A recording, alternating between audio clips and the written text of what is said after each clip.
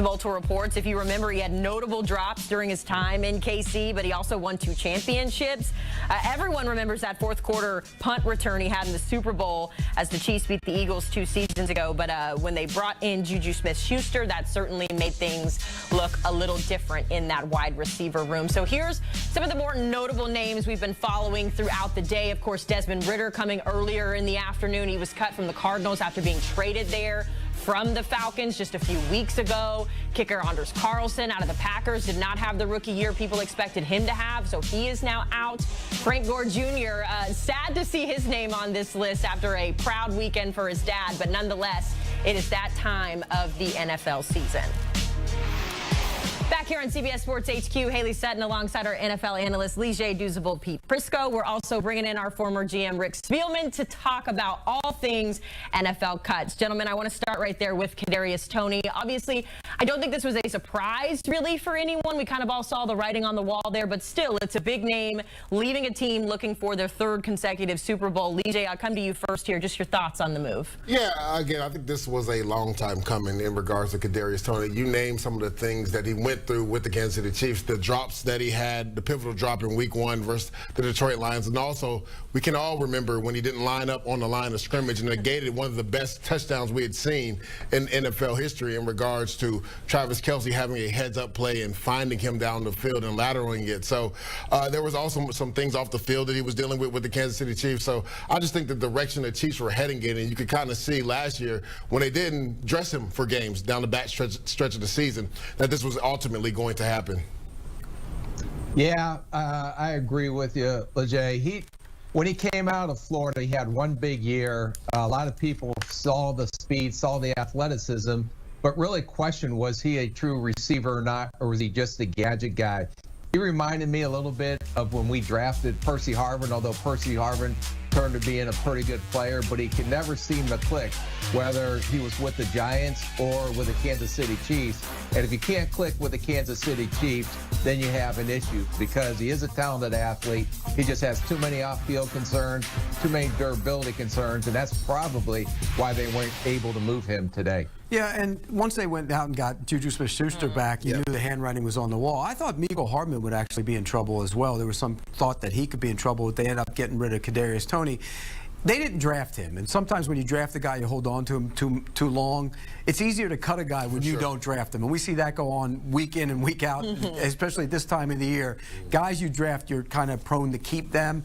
They didn't draft him, so it's an easy decision to make, and I'm not surprised. You drafted those speed guys. You got Worthy, you signed Hollywood Brown. You have speed guys, so I don't think it's an issue. Yeah, we were seeing reports that the Chiefs are going to carry 7 wide receivers on the roster. Justin Ross was another name that was also cut today from that wide receiver room, so do with that what you will. We are lucky enough here, though, to have a former GM who has been through and had these conversations before about getting your roster ready for the upcoming season. So, Rick, put your GM hat back on us for a second. Just take us through the process of what it's like from the front office perspective to have to build a roster that is going to compete in the upcoming season.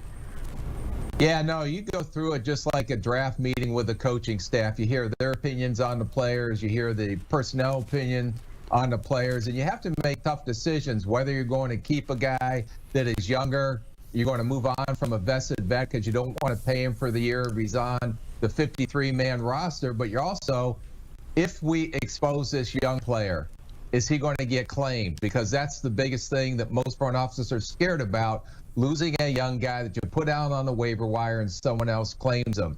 That's why I think you're also seeing a lot of these trades, these tit for tat, 6th for 7th rounders and flopping picks, because the teams at the bottom of the claiming order, which goes by draft order, but Chicago doesn't have the first claiming pick. It's the Carolina Panthers. So throw out all the trades that happened before the draft. Now it goes just by how your team finished. And if you're in the 20s, you know a good player comes out or a young player comes out that everybody's going to be interested in, then that's why you're seeing a lot of these trades happen right now. I thought when you were introducing him as our GM, I thought you were saying he knows what it feels like to be cut by an NFL team.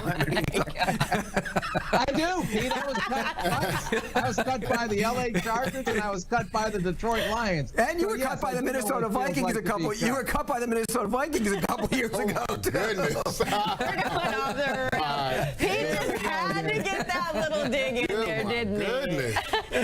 Let's actually, though, go to the players' side of this, though, Lige, because as I mentioned off the top here, this is, it's an exciting day for some because your dreams are coming true. You've made that 53, but for others, those dreams, you're going to have to go a different way to get to that dream. So in terms of the player perspective here, what is that day like for players? Yeah, for players that are fighting for the bottom of the roster, like, it's a tough day, right? Because, Pete, we talked about this. A lot of guys kind of already know where they fit in regards to the roster right now. There's a few guys that are probably in that range from like 65 to 53 that are most likely going to be back on the practice squad, and they'll be okay and be able to continue that dream that you talked about, Haley. But for guys that are like the 52 or 53 man on the right, like, they're shaking today. Like, I've been in that scenario my rookie year when I was with the New York Giants, not knowing, like, waiting for the time to go by. I remember my D-line coach said, I sent you a message so you didn't have to worry. I was like, well, what number do you have? And he had a totally wrong number. So you just imagine sitting in your hotel room for like 12 hours on cut down day, wondering if you're going to get that call that says, we need you to come in, bring your iPad, the head coach and the GM want to talk to you. So I've been in that scenario. So I feel for those guys going through this. But for a majority of the guys, they kind of know where they fit in regards to the roster. But it's a tough day for guys who had a dream in mind that their dream ends today. When I go to training camp, I always look around and I'll talk to the GM or somebody and I'll say, I could cut your team right now, basically. You can't. They know. Yeah. Within 4 or 5 to 8 guys, they know. Yeah. You can cut the team. But more than that, this is the cruelest part of the entire process. You make the team today, and then they claim a guy, and you're gone tomorrow. And I'm sure Rick had to deal with that a bunch, because you tell a guy he's all happy, he made the team, he comes in, and then you got to tell him he didn't make the team. That's cruel. Well, perfect example. My second year in the league, I made the Giants originally on the 53-man roster. After week 1, we had 3 running backs go down, so they had to go claim a running back and bring a running back in, so they cut me. So I know Rick was already talking about some of the gymnastics that happens, the roster gymnastics that happen. Now you can actually put 2 guys on IR. Before you had to put them on the 53, then convert them to IR. Well, now you can put 2 guys on IR and save them for 4 weeks while you probably put somebody else on the 53-man roster while you try to hide them and then convert them to practice squad. Rick, did you want to add anything there? Yeah, just real quick. I would tell these young guys, just because it's past 4 o'clock and you're on the 53, don't call your mama or your dad or any family member, hey, I made a 53-man roster, because there's going to be another wave that comes after these claims. There's going to be other players that get cut, and then they move on, and then you get an opportunity to claim more guys. So don't celebrate and call your mom and just say, hey, I just made a 53-man roster, because that can change in a second. Yeah, this is the time when everything is changing. Got to keep your head on a swivel, even for fans trying to figure out who's going to be on their favorite roster. Let's get into some winners and losers. And I hate this terminology because, it's already such a tough day, but that's what we're calling it. Pete, I'm going to come to you first here. Who won the NFL cut day in your By the way, let me just give some life coach here, talk here. If getting cut from an NFL roster is the worst thing that happens to you in your life, you had a hell of a life. Great point. Look at it from that standpoint. Great point. Give us your winners now. It's tough when you go through it, though. I get it. It's a tough day, but basically, like I said, most of them know you're a realist. It is a tough day, but if that's the worst thing that happens to you, you had a hell of a life.